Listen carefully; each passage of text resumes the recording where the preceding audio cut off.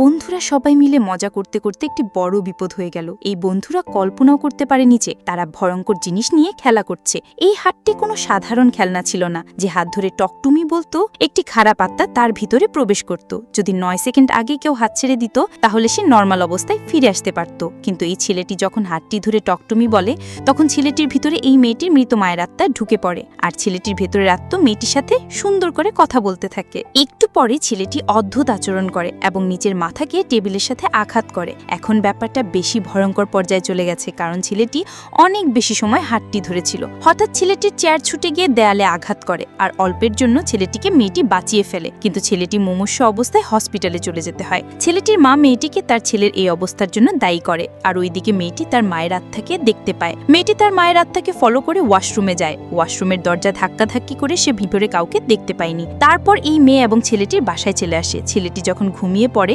মেয়েটি তার ঘরের কর্নারে একজন বয়স্ক মহিলা দেখতে পায়। মহিলাটি ধীরে ধীরে সামনে আসে এবং ছেলেটির পায়ের আঙ্গুল খেতে থাকে।